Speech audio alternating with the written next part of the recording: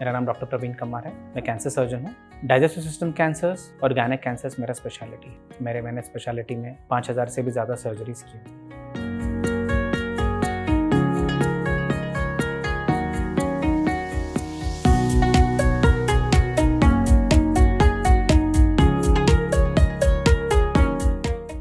Hello friends, क्या ovary के cancer में पेट में सूजन आ सकता है?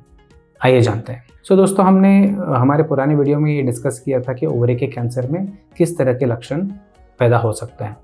अगर आपको ओवरी के कैंसर के ऊपर और भी डाउट्स हैं तो आप हमारा प्लेलिस्ट चेकआउट कर सकते हैं, जहाँ पे काफ़ी सारे डिटेल्ड वीडियोज़ हैं।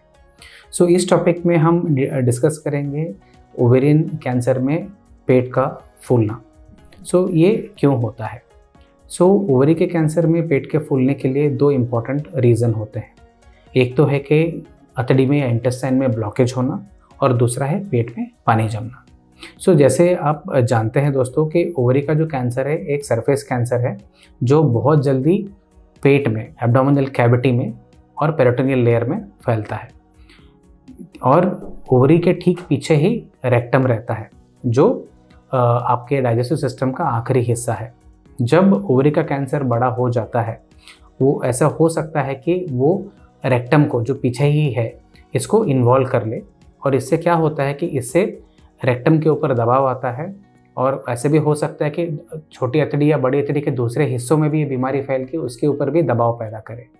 इससे नतीजा ये निकलता है कि जो स्टूल का जो नॉर्मल पैसेज है उसके ऊपर ब्लॉकेज पैदा होता है, और जो पचा हुआ खाना है वो आगे नहीं जा सकता है। इससे इंटेस्टाइन में प्रेशर बन के इंटेस्टाइन फूलने लगता है, तो पेशेंट को महसूस होता है कि ये पेट में एक सूजन की तरह है, गैस बन रहा है या पेट फूला हुआ है।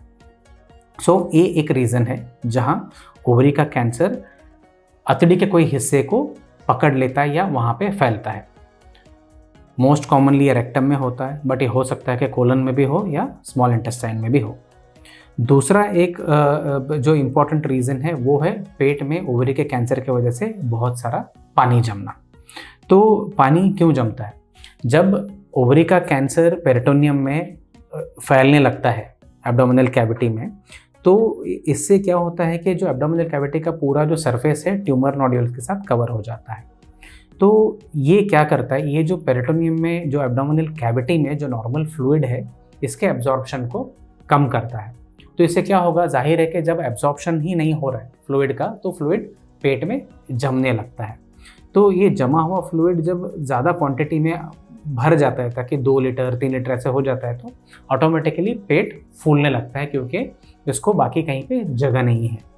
तो ये जब पानी की वजह से भी पेशेंट को कंप्लेंट रहता है कि पेट मेरा फूल रहा है। तो ये दोनों वजह से जब पेट फूलता है तो पेशेंट का न्यूट्रिशन कम हो जाता है, क्योंकि पेट के फुलाव के वजह से खाना नहीं जाता है, प्रोटीन इंटेक कम होता है, कैलोरिक इंटेक कम होता है, तो वेट लॉस होता है और पेशेंट का जनरल कंडीशन कम होते जाता है।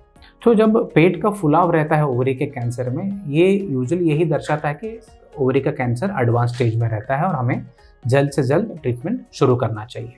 ये तो एक छोटा डिस्कशन दोस्तों कि पेट के फुलाव और ओवरी के कैंसर के बीच के कनेक्शन के ऊपर। आपको ये टॉपिक के ऊपर आपको सवाल हैं या डाउट है तो हमें कमेंट्स में लिख के बताइए, हम इन डाउट्स को क्लियर करने की कोशिश करेंगे। Thank you.